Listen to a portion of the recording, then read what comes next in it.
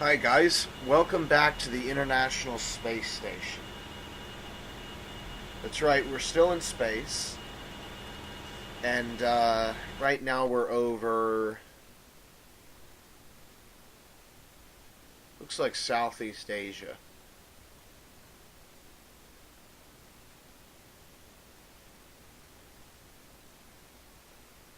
Probably China.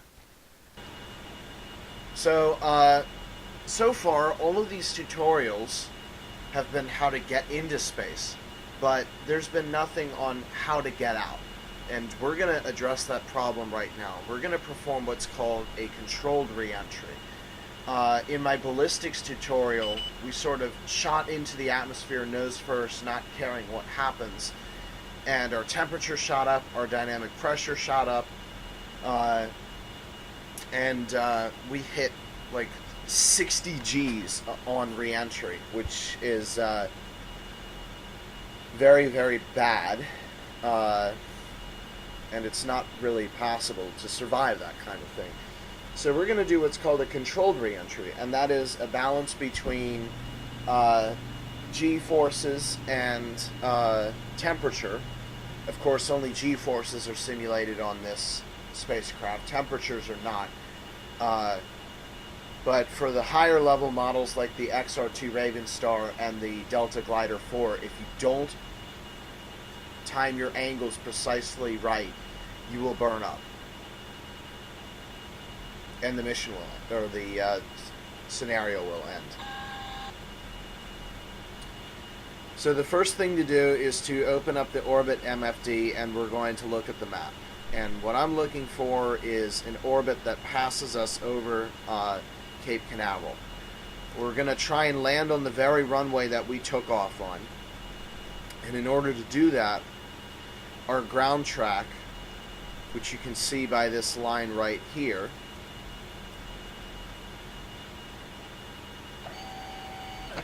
so yes, we are over China right now. But as you can see, this line that goes up here and then comes back down, that's where we're going to be. And then next orbit, we're going to be over here. In the next orbit, we're going to be here. So, like on takeoff, what we're going to be watching is these lines. Each orbit we take, there'll be a new line here, and then a new line here. The problem is, it's going to take us a very long time to get there. I presume it's probably going to be about 9 hours before we get there.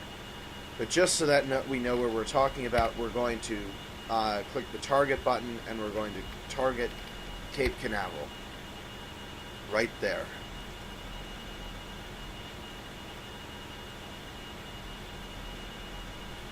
And so now it's just basically waiting to make sure that we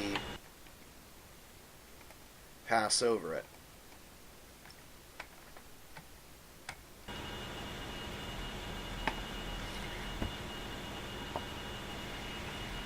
So all of our controls are off now. We're just drifting with the International Space Station, and we're going to free drift with it. I guess I'll pull up the Orbit MFD as well so that we can see the... I prefer this one on the left for some reason, so that we can see the orbit perturb as we go through. So I'm going to go to 10x, 100x, 1000x. And now you can see the sun moving. It's going between morning and evening now. We'll actually slow this down so that you can see a slow sunset, because the sunsets are very colorful from orbit. It's just like they are on the ground. There now, you can just see the end of one. I'm going to actually slow it down all the way to 10x on the sunrise. Okay, so sunrise should be a little bit too late. We'll get it on the next pass. Back to 1,000, 100, 10. And sunset is going to be visible from this side. Oh, and that's a fantastic view of the International Space Station. Everything is lit up, and you can clearly see its entire structure. That is one piece of engineering marvel. I think it's the coolest thing ever that we can come to dock with it. It's times like these, when this faces the Earth, that you can see the International Space Station as a super bright star. Remember one time I came outside with a telescope. Oh, there's sunset right now. So you can see the shades of yellow and orange and red. And the reason they do that is because the Earth is here. Now, if I was down there, this is probably an ocean. Yeah, that's the probably the Pacific Ocean. If I was down there... Oh no, it's the South Atlantic. I had not known that we actually passed over South America. We're beginning to spin for some reason. I don't know why that is. I don't think I induced any sort of spin motion.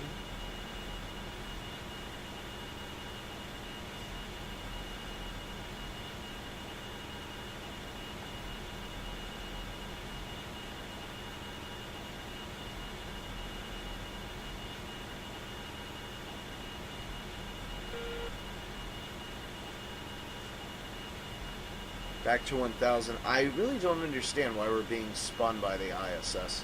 Okay, we're getting closer. You can see this next ground track comes even closer. And I presume on the next pass, there you go. This orbit right here is going to go right through Cape Canaveral. That's our target orbit. So we're going to disconnect from the International Space Station when we begin that orbit. So we're 2 orbits from now. Actually, we're 1 orbit from now.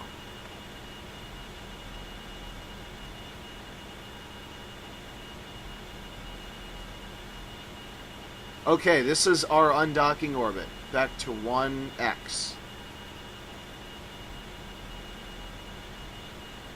So now we have to go through the undocking procedures. So what we're going to do is change this to the docking MFD. And we're going to change this to the docking port here.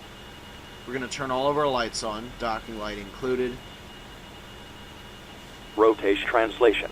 We're going to go to the translation control mode. We also need to note our fuel. It's not that high, but it's plenty to do a reentry. And our airlock doors. We're going to close our inner door first and seal us off. It should be visible from this seat. There you can see now the door's closing there. Inner door closed. You can see our weird mesh astronauts here.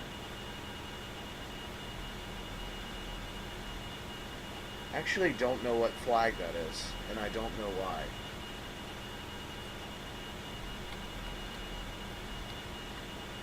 I feel like I should know what that flag is. Okay, now we're going to close the outer door.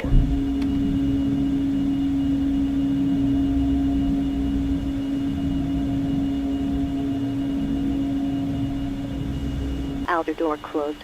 Okay, so we're sealed. We're going to have to hope that they're sealed as well. This International Space Station doesn't simulate an inside door, so we don't need to worry about that. And with all said, last step is to turn on the docking HUD again. I need to get that straight because I've been getting it wrong every time. And we're going to configure it for the docking port there, docking DO1. And autopilot is good off. Retro doors stay closed for the time being. The radiator is open. Gear is up. Okay, we're ready to undock. So I'm going to give a countdown. We're going to... Oh my gosh, it's so bright now. Oh, well, that's because we have our light is on it. That's really cool looking, though, because it's like a cityscape. You see, like, one thing behind another thing behind another thing.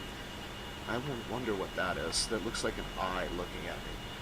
Okay, so I'm going to give a count. We're going to undock from the International Space Station. We're going to fire a little bit of retrograde translation so that we pull away from the ISS. Then we're going to do an anti-collision maneuver.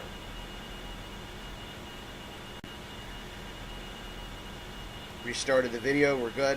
So we're undocking in 5, 4, 3, 2, 1. Undocking. Undocking confirmed. Okay, so now we're separate from the ISS. Here's the retrograde velocity burn. So we're going to shoot away from the ISS now. And once we hear the radar blip again, that means we're sufficiently far enough away that we can perform any turns that we need to do. So I'm waiting for that. Rotation.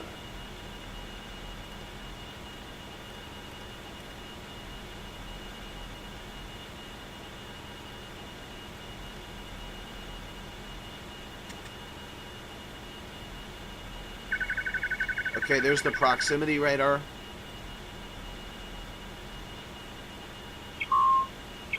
It's now going in reverse. So we're going to turn away from the dock now, and then go back to the transponder so that we can keep an eye on where the ISS is, because that's the only thing we're concerned with right now. Oh, wait a minute.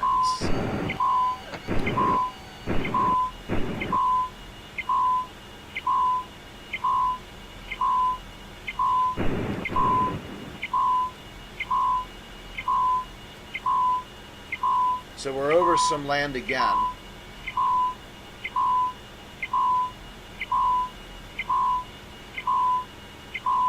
Looks like India. Oh, there's our docking thing. Yeah, that's definitely India. Okay, so we're going to turn back prograde, which is going to be somewhere around here. I'm just guessing it for the time being, trying to improve my geolocational skills in space.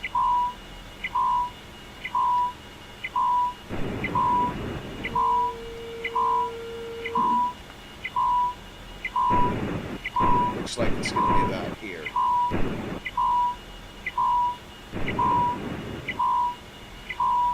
Let's see how close we are. We now go back to the orbit MFD. Alright, looks like about 4 degrees off. And we're going to turn prograde.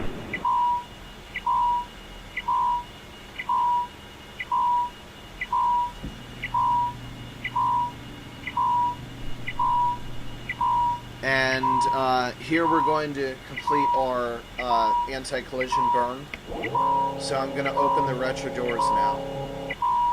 What we're going to do is we're going to burn enough that the eccentricity value reverses.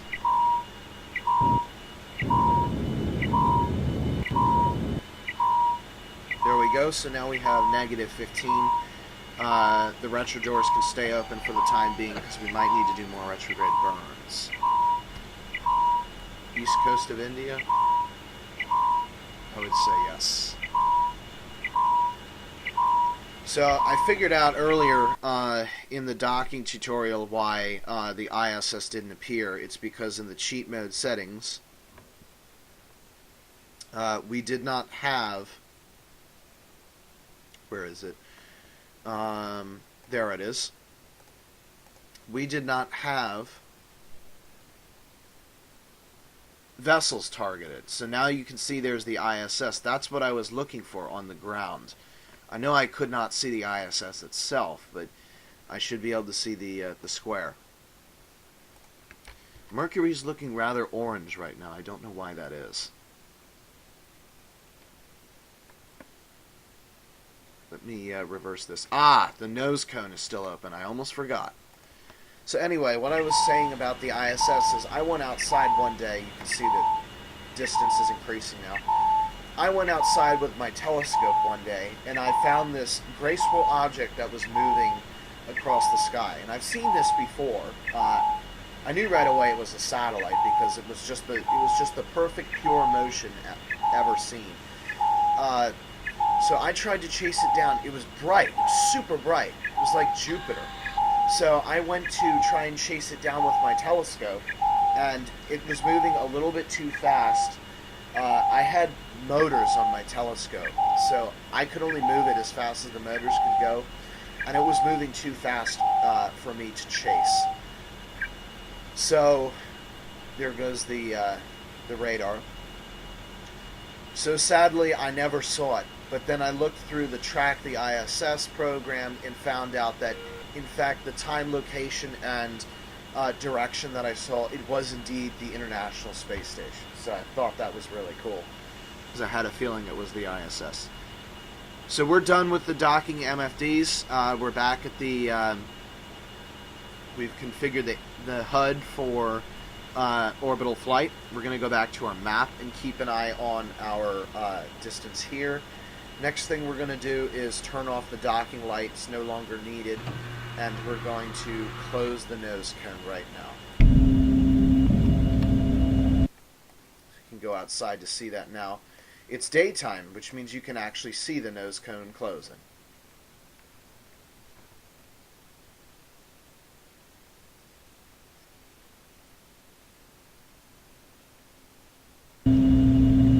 Nose cone closed. Okay, so we have confirmation of a closed nose cone. So now what we're going to do is, first of all, check to make sure everything is checked out for orbit. Yeah, it is. Okay, so now we're going to turn tracking mode onto the map, and what we're going to do is we're going to see how close that line comes to Cape Canaveral, and it actually looks like it bisects Miami International. Very close. So here's what we're going to do next. We're going to find a nodal passage, and oh my gosh, we just went through one. We're going to have to do the burn right now. That's going to be the descending node. What we're going to do right now is do another planar alignment burn. This is going to increase our orbital inclination so that this line here goes north to Cape Canaveral. We want to bisect Cape Canaveral, and that will tell us that we're going to pass right over it, which is what we need when we're re-entering if we hope to land on the runway. So no time to waste, I'm going to burn now. How could I have gotten that wrong? Are you telling me that that's the... Oh shoot, no, we're not trying to decrease inclination, we're trying to increase it.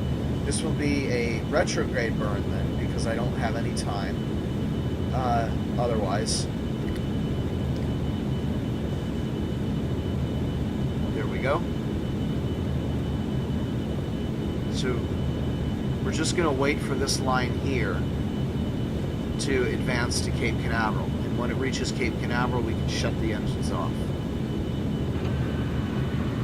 So the reason I got it backwards is because I'm used to limiting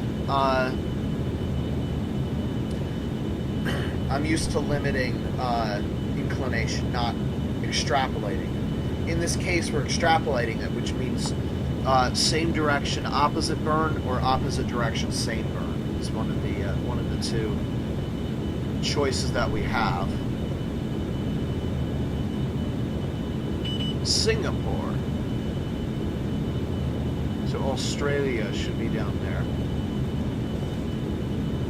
Ah, look, you can see what our burn is doing with the ISS. Our relative velocity with the ISS is getting higher and higher. You can now see it's going off into the distance now.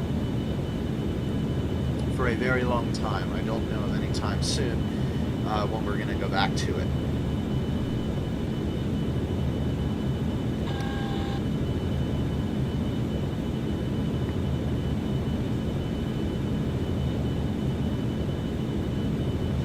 This is a long burn because we're using our retrograde engines, which aren't as strong.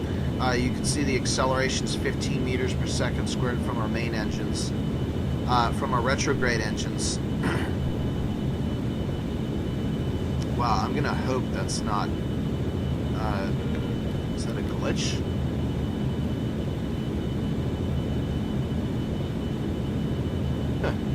No, that's actually correct. Our engines are firing at .0. Sorry, the recording just ended. Our engines are actually firing at .0 something meters per second square, which means our translation would actually help a little bit. Okay, so we're getting very close now. We're going to go ahead and cut engines. A couple more seconds. When that crosses Cape Canaveral, it's going to be now. That's good enough. So we're super close to Cape Canaveral now. With that, we can now turn prograde again. You can see now our altitude comes down some, but our eccentricity is low, meaning we can execute a burn wherever we need to.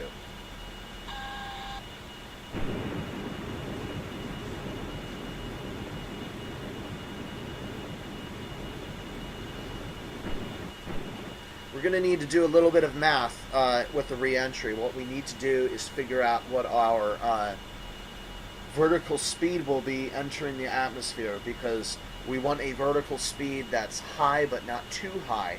If it's too low, we'll bounce out of the atmosphere. If it's too high, we will burn up. Or in the case of the DeltaGlider, we'll go through excess G maneuvers. But I'm going to simulate a safe reentry, at least as much as possible. Well, I actually feel like a stress wave just come over me, because I realize I'm not going to be in space, because space for me is where I feel comfortable. Weird enough, because the maneuvers are mathematical, predictable, and easy to perform. When you're in an atmosphere, it's constantly about where you are and where you're heading. So it's a very stressful task flying in the atmosphere. And it's a very graceful task flying in space. So I'm going to go to 10x time acceleration because nothing happens now. We're going to be going over Australia soon anyway. So there's 10x.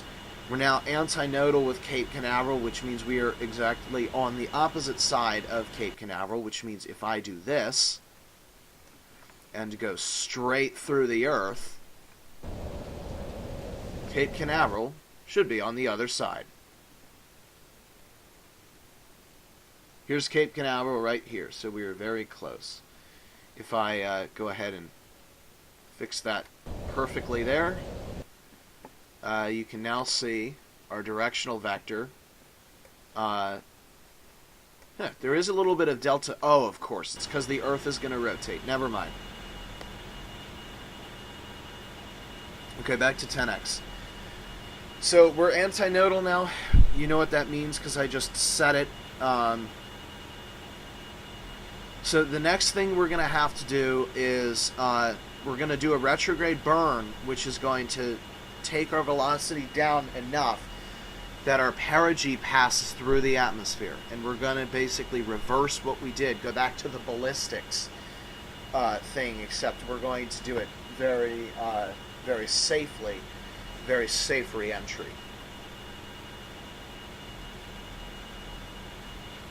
I don't remember Australia being this green.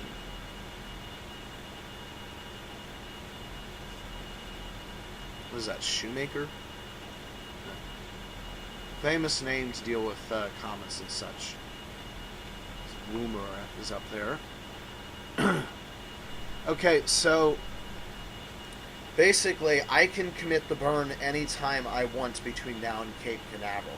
And basically, what I want to try to do is intersect the atmospheric interface when I'm somewhat over Mexico. And it looks like we're going to have a night landing, so you won't see the sky reverse color. I like day re-entries because you can see the sky starting to turn blue, and that tells you how much air is around you is by the color of the sky. You can't do that at night, unfortunately. So I have to rely off of the graphs, and we can't do it visually. But I know the atmosphere well enough to say, hey, when we're going to hear the atmosphere in 3 seconds, we'll hear it in 3 seconds. And when I say we're going to get a plasma wave in 2 seconds, we'll get a plasma wave in 2 seconds. So that's not to worry. Okay, so this is it right here. This is where we're going to perform the burn. Even though we're almost perpendicular to our semi-major axis, our eccentricity is low enough that we shouldn't get any loss. We're now going to turn retrograde to do this burn because we're going to need a lot of delta V to kick us out of orbit.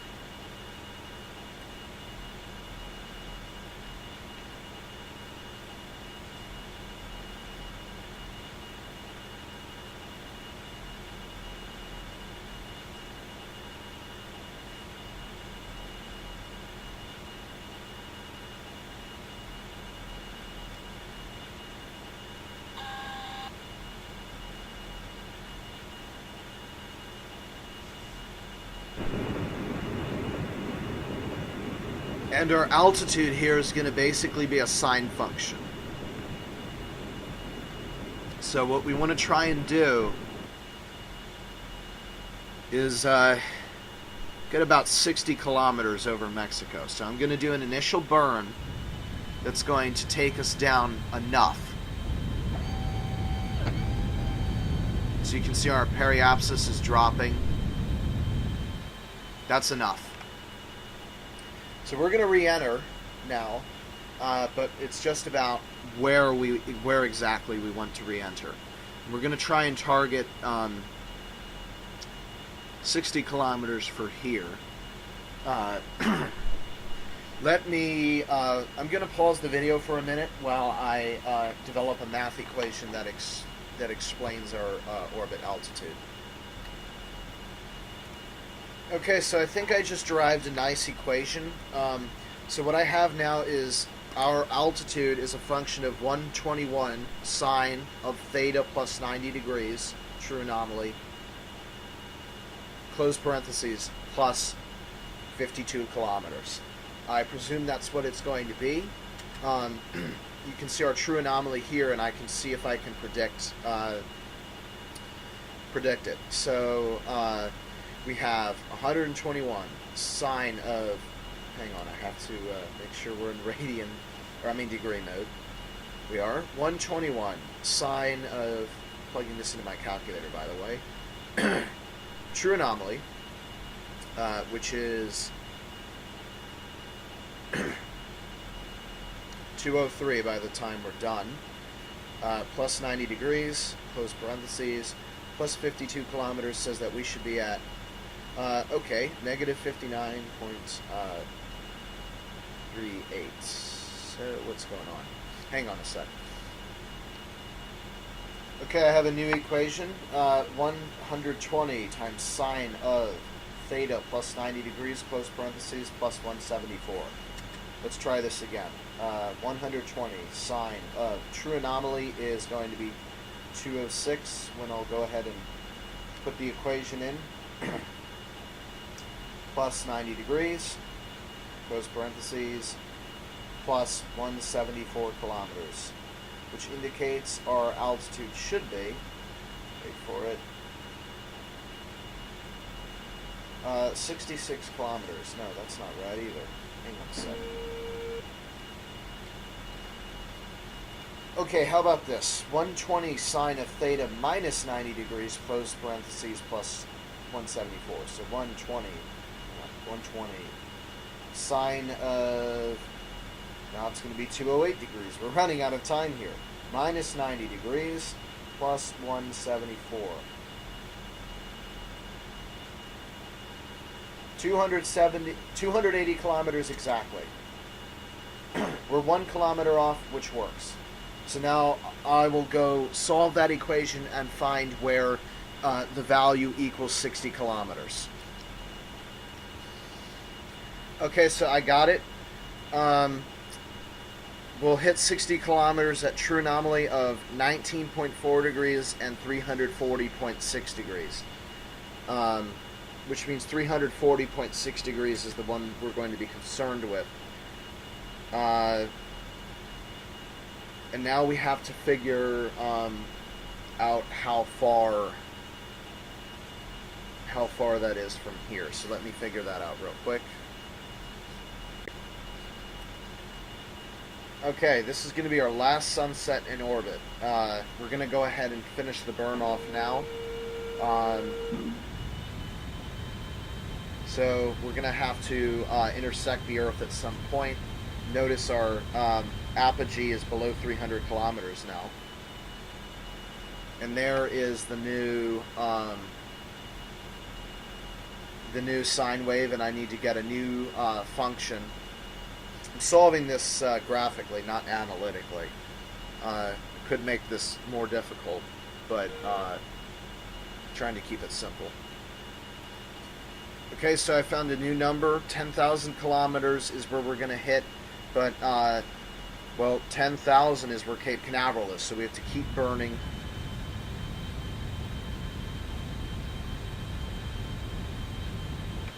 Let's try that. Okay, our new interface is 8,562, which isn't good enough. We're going to burn one more time.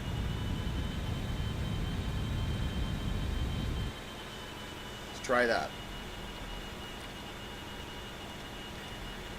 Okay, new injection point, 7,005 kilometers. That gives us exactly 3,000 kilometers to slow down, and that should be enough.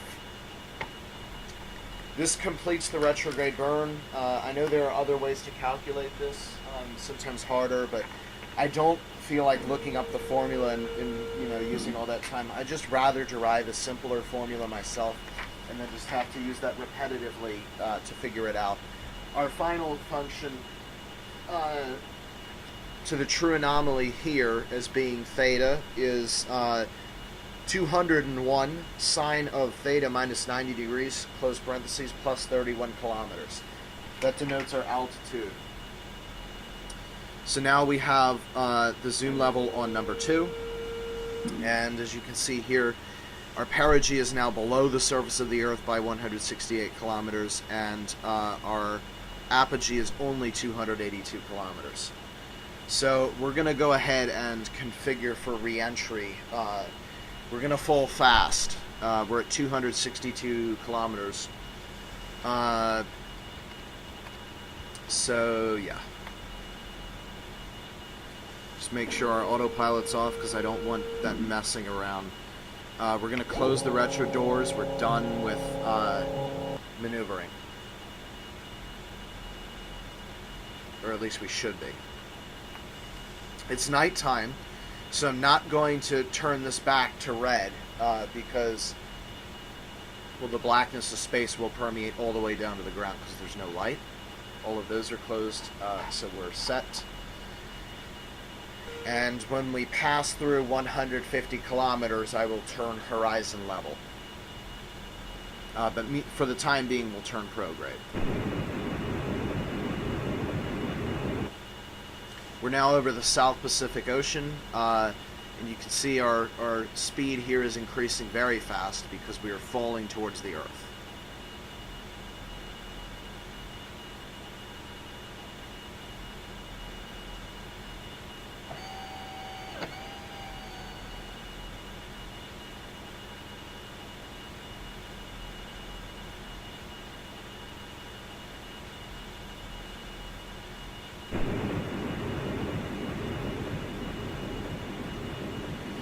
Alright, so I'm going to take this little bit of time we have left until all hell breaks loose, literally, because there will be fire and brimstone. So basically what we're going to try and do is we're trying to balance, in this case, we're trying to balance our re-entry G-force level, how fast we slow down, our acceleration, with the vertical speed, this number. The vertical speed indicates how fast our density changes and therefore our re-entry acceleration and heat changes. We need to keep this to about -20, and it's going to be very high. We're going to have to do a bounce maneuver to stop that. So we're balancing that by keeping this to 0. Well, after we get it down to 20, we're going to then keep this to 0, the vertical acceleration. And we're going to try and keep the acceleration here below -30 meters per second squared. That's 3 Gs. And it's not uncommon to see 4 Gs during reentry, but I'm going to try for 3. In addition, we're trying to manage all of these numbers within a certain range for this 0 to negative 20 meters per second, and this whatever you need it to be for this as well, and then our acceleration anywhere between 0 and 30 meters per second squared. We want all of these values to converge so that we due to what's called dropout over Cape Canaveral, and that's what I'm going to explain next. Is reentry seems like it would naturally feel gas increases as you get lower into the atmosphere, and it increases by a squared law. But because of all the other laws that are involved, we have like a quintic or a sextic function, which means we have, to the 5th or to the 6th power, which means it's more like hitting the top of the water. So I call that basically interface. I don't know if that's the correct term or not, but it's when everything is quiet and all of a sudden within a period of 10 seconds you're surrounded by a fire cloud. And then when you slow down, you have what I like to call fallout. You're in a fire cloud, all hell breaks loose, but then all of a sudden you stop decelerating, and then you calm down, the fire goes away, your temperatures drop, and then all of a sudden you're flying like an airplane. That's fallout, and I want that to occur directly over Cape Canaveral. It's going to be challenging even for me. I've only done it once or twice mathematically without the super crazy formula that I was talking about, which I tried once, and the other time, all the other times I've used the aerobraking MFD, which we don't have programmed in, because I want to solve it mathematically. Okay, we're approaching Cape Canaveral, 216 kilometers. So interface typically occurs between 70 and 60 kilometers. That's why I'm trying to peg 60 kilometers here, because I know how long it takes us to slow down. The other thing is fallout, and fallout typically occurs when our airspeed drops below, not our orbital speed, but our airspeed drops below 2,400 meters per second. You'll hear the roar of the atmosphere calm down to just a gentle breeze that you would hear in an airplane.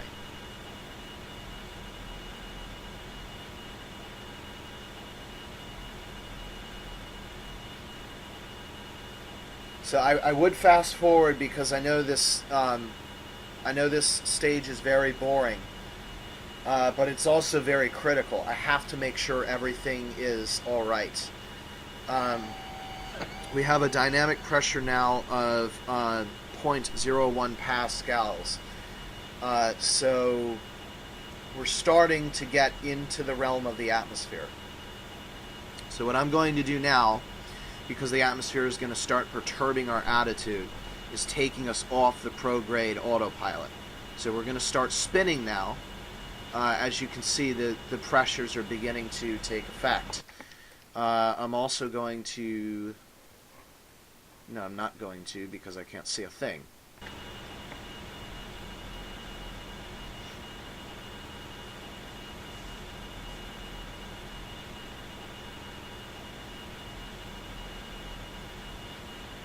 Okay, we're about 135 kilometers. Actually, no. Opposite direction. 65 kilometers above... why can't I do that math problem?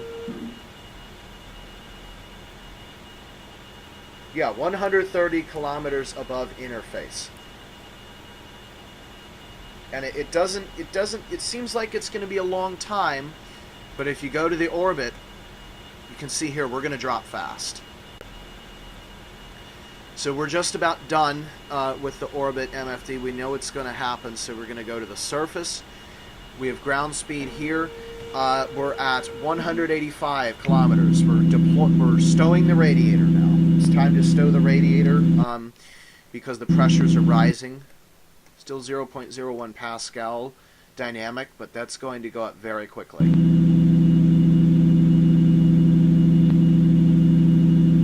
We're going to go to the surface HUD.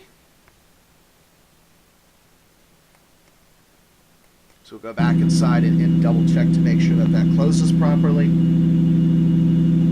There Radiator retracted. see now that's starting to increase. And the way the squared law works is, you know, you see 1, you think nothing, then you see 2, okay, that took a while, but then you begin to see 4, and then it keeps on going, you see 16, and then you see, what's 16 squared? 256, and then it just keeps on going on from there. It goes up very quickly. So I'm now turning level with the horizon. And at 150 kilometers altitude, I will go ahead and activate the air flight control surfaces to pitch. This can be increased a level to 4. And it seems like we're beginning all of this early, and we are. We don't really, if I really wanted to, we could keep our RCS on prograde, and we could keep going to the orbit all the way down to 100 kilometers. I do that on other missions when I'm not concerned about portions of the mission like this, like when I'm re-entering another planet's atmosphere. But for the time being, we're going to start early because we don't want any problems. So I'm going to go ahead and activate the level horizon autopilot. We're just going to track the horizon down to about interface. When we reach interface, then we have to perform that bounce maneuver, which I told about. And basically what we're going to do is we're going to stay fairly level with the horizon, maybe about 20 degrees upward pitch. And what's going to happen is the big fat section of the glider here is going to hit the atmosphere like a spring, and we're going to bounce off like a trampoline off the atmosphere, and you will see the vertical speed, the vertical acceleration will go skyrocketing. Our vertical speed will decrease, and basically what we have to do is when that gets close to 20 meters per second, we have to do the derivative thing again, and we have to pitch up so that the atmosphere only sees this area, not this area. That will allow us to sink through the atmosphere and allow us to stop this at 20 and make this go to 0.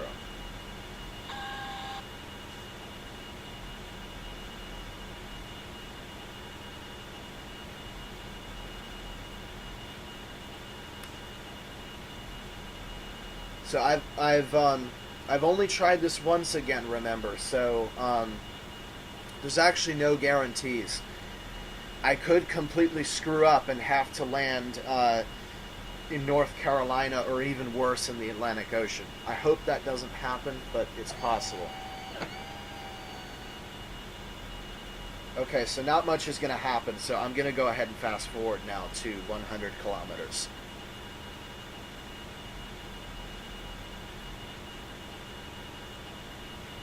This is 10x, by the way. There's 100 kilometers. You can now see our dynamic pressure is going up like crazy. We're at Mach 27. And this is the outside air temperature in Kelvin. Still undetectable density, but the static pressure now is even detectable. Okay, so the way to tell that we're in re-entry is you look at the acceleration here. When the acceleration goes negative, then we're in re-entry. Okay, we're at 90 kilometers. I'm activating pitch control going off of level horizon, and I'm assuming, using the joystick, I'm going to assume the angle of attack of about 22 degrees is going to be our bouncing angle of attack. And we're going to use a little bit of elevator upward. We're going to use full elevator upward trim to maintain this.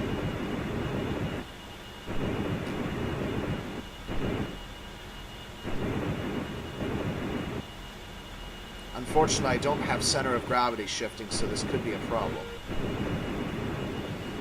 We're going to increase this a little bit as well. There you can see our vertical speed, vertical acceleration is starting to increase.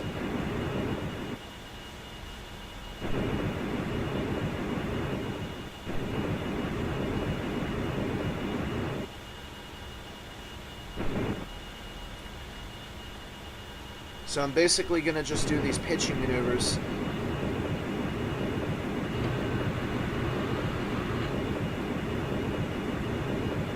Okay, we're in reentry now. You can see our acceleration is now negative. Okay, at 70 kilometers, you'll start to hear the hum of the atmosphere, and interface will be at 65 kilometers.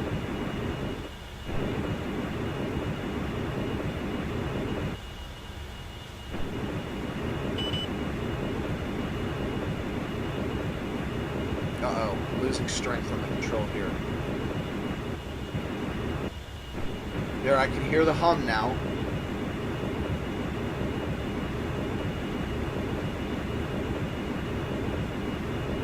Okay, I'm going to assume an angle of attack of 45 degrees for now. Okay. Our vertical speed has now come down, which means we went too far with the bounce maneuver. So I'm going to go ahead and let that decrease. And now I'm going to bring my angle of attack all the way up to about 60 degrees because we need to do that so that we can fall back into the atmosphere. I'll hold 70 degrees instead.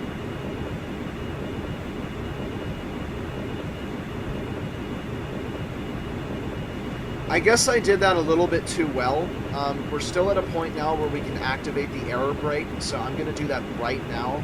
That's going to make us fall faster. Or not, because it pulls us down. Okay, we're over Mexico now. We need to start decelerating.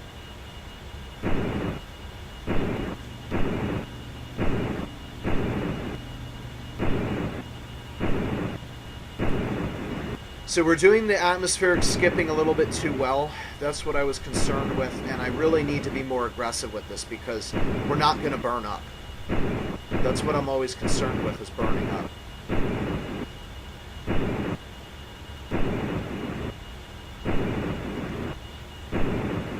Okay, we need to enter pronto or we're going to miss Cape Canaveral. Okay, there's 70 again.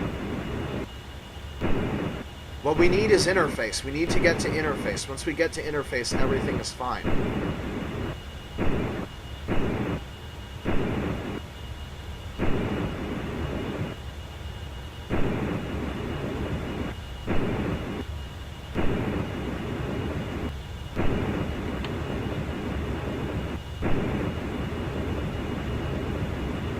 Okay, here's interface right now. You can hear the atmosphere beginning to grow into a roar.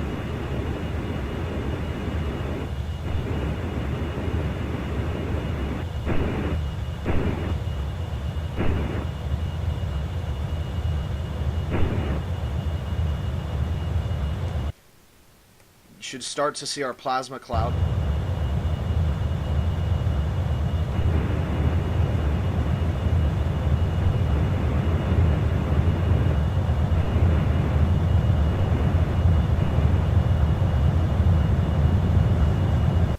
There's the plasma cloud.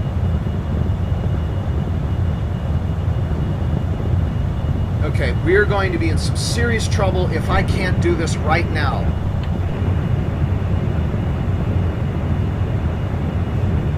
We need to decelerate.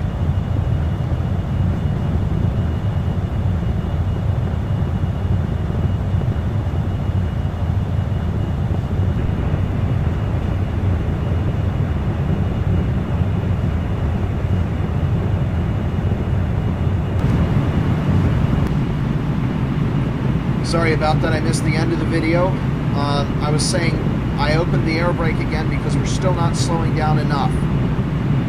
I'm going to push us all the way to 40 meters per second squared. I know that's risky, but we need to decelerate now. There's 40. I'm going to hold this now. Okay, we're starting to... Oh dear, oh dear, oh dear.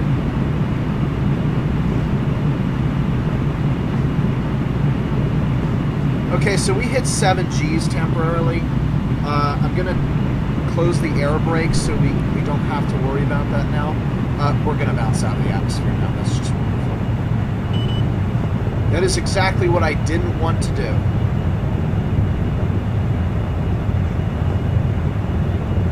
I think this is going to be my most unsuccessful episode so far.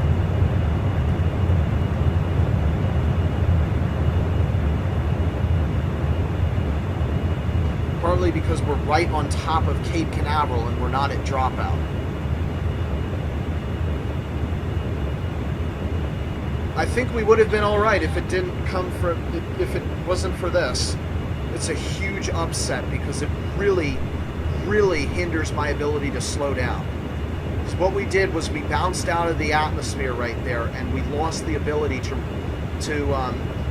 pitch down. Yep, we're going to go over Cape Canaveral right now. I'm going to add a little bit of a turn in here, which is going to slow us down even more, hopefully. Okay, we're re-entering again. And there's Cape Canaveral, right underneath of us. This is where I wanted to come out of dropout. Not going to happen. Alright, we need to slow down more, please. A little bit more.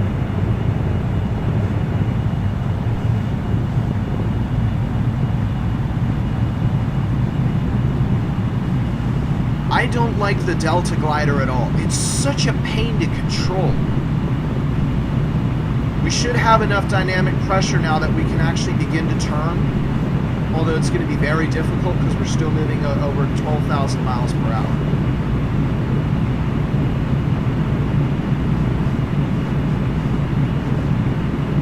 Okay, this is a pretty stable re-entry. Oh, don't you dare go back out.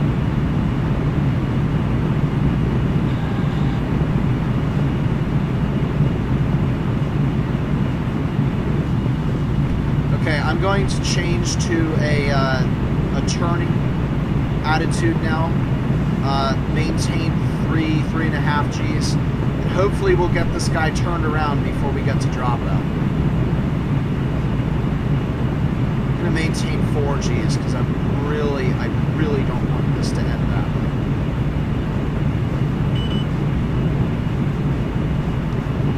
Okay, we're at dropout now.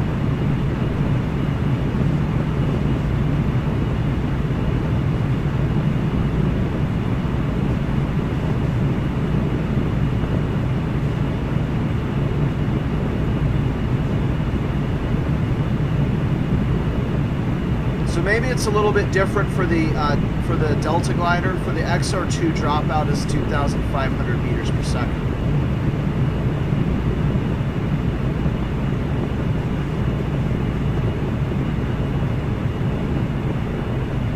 All right, and I'm purposefully gaining altitude now so that our drag doesn't decrease. We're going to have to fly back to the Kennedy Space Center now, like an airplane.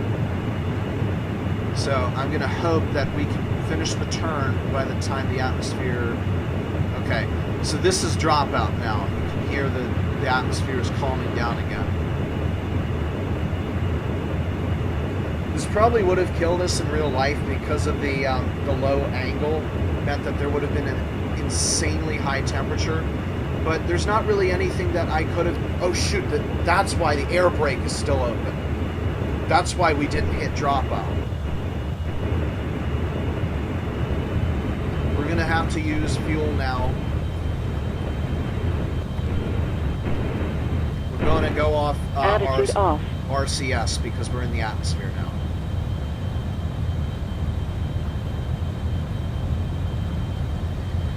We're going to go back to our old friend the autopilot here, maintain 24 kilometers. And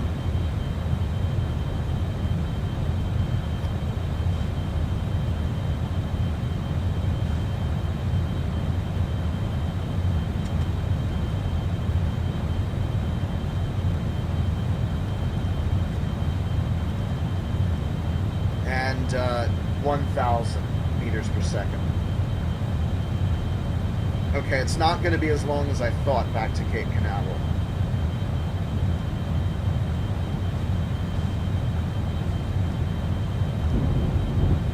Yeah, I mean, with the XR2, everything is so much more easy to deal with, and it has the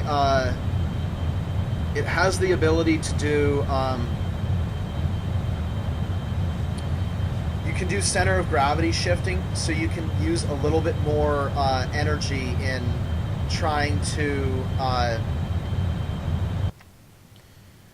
You can use more energy in trying to pitch up, and pitch up is successful. So the way reentries are done with the XR2 and the DeltaGlider is you maintain a high angle of attack the entire time. The reason it didn't work for the DeltaGlider is because it's too light and it doesn't have enough power to pitch up. So because of that, what happened was we were bouncing off the atmosphere because I couldn't do anything about not flying into the atmospheric flight path. And we continually bounced until we passed the Kennedy Space Center, and then I had to put the nose into the atmosphere, which is what I did not want to do. But we had no choice. So that's why it got me really confused. But hey, at least we're gonna land there. Yeah, we should be able to do that easily without burning all of our fuel up. Okay, we're gonna go now to the last zoom level here, and we're gonna go back to the VRR VTOL. We're gonna go to, there it is, Comp Nav. I think it's 112.70 is KSCX. Yes, correct. And one of these is going to be the runway. What is it? 134.40? Doesn't matter. We're too far away.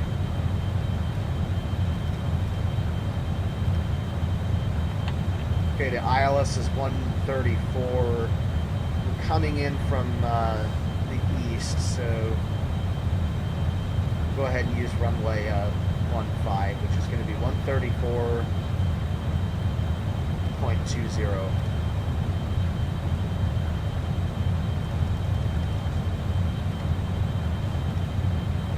Go to HSI.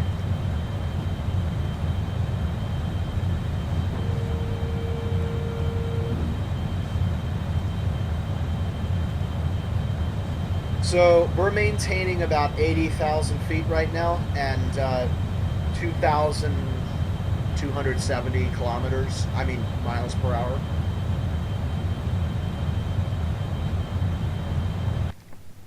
And we're getting close to Cape Canaveral now, so I'm going to turn off the autopilots.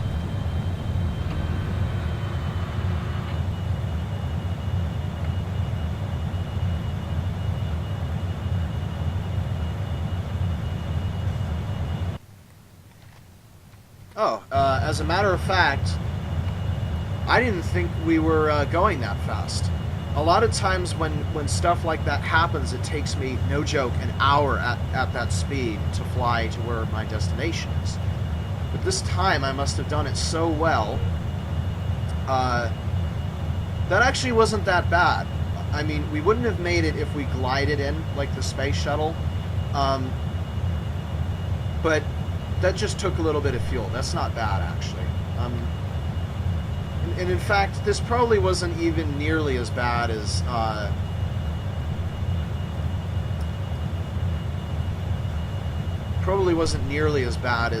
time that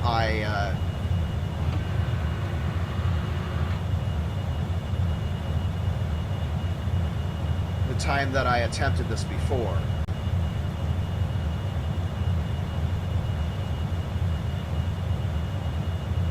So we're going to actually have to do a turnaround maneuver here.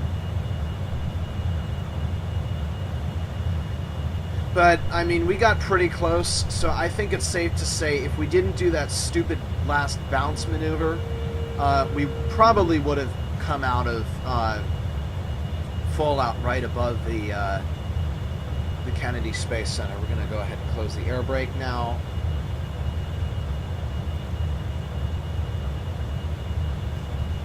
We're just going to continue turning this out until we come back again. Then we can set up an approach for landing.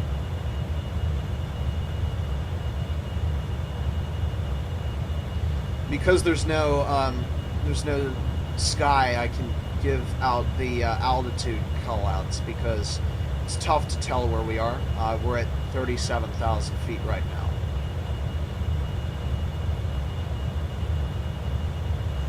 We're about 500 miles per hour.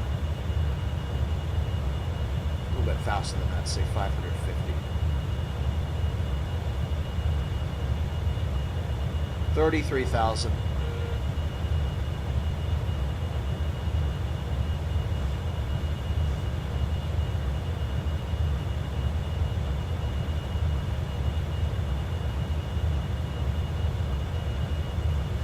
Passed below about 30,000. Now we're about 28,000 now. Speed now about 500 miles per hour. Oh Jesus, not the...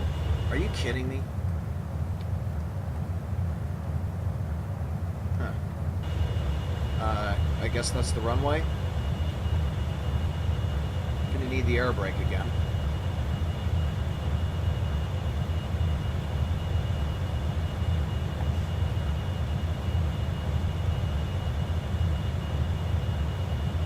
$20,000.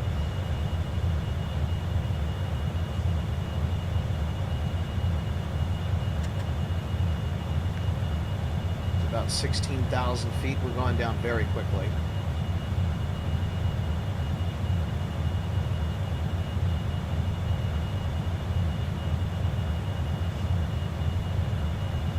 You are clear to land. Okay, there's about 10,000. 2,500. It's about 7,000 now. We're going to go ahead and retract the air brake.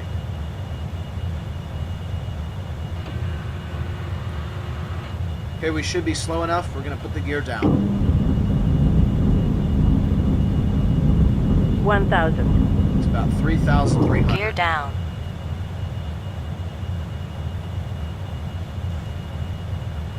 500. 400. 300. 200. 100. 50. 40. 30. 20.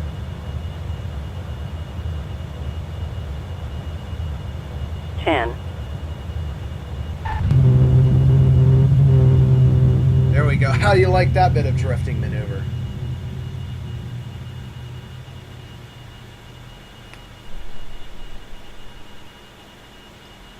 Welcome back to Earth. We just came from the International Space Station. Is it in view? I doubt it. Nope. We would be able to see it now because it's night. But we're back at Cape Canaveral, so we're going to go ahead and shut our electronics off now. And I have to say, all in all, that was pretty successful. Aside from those 2 bounces that we did, we still have a lot of fuel remaining. I really hate it when those bounces happen. It's been a long time since I've done a re-entry in this craft, and personally, I just can't wait to get back to the XR2 Raven Star. No joke, I have probably done 60 re-entries using the Raven Star. It's been to every planet in the solar system and moon with an atmosphere. I've taken it to probably 20 or 30 of my own created planets, like Ninda, for instance, or that place with that star system with 150 planets and moons and junk like that. I've done over at least 60 re-entries in the XR2 Raven Star. From planets larger than Jupiter all the way down to smaller than the moon. So, and that deals with temperature. So I'm a master when it comes to the XR2 Raven Star, and I can't wait to fly that again. So we just finished tutorial 12, which means that what's left is the big stuff. So what we're going to do, lastly, in the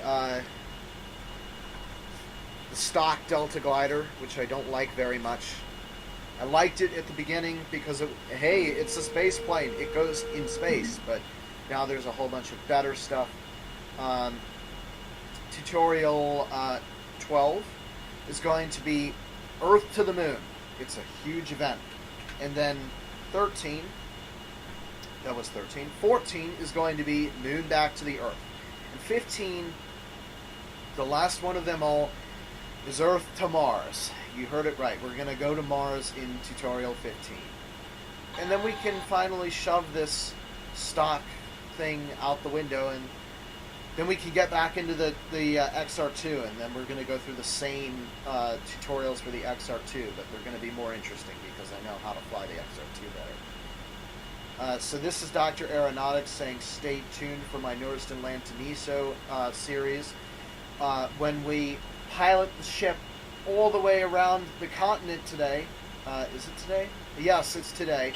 We're going to pilot all the way around the continent, and we're going to see what the continent has to offer. We're going to see everything. So I will see you guys next time. Goodbye.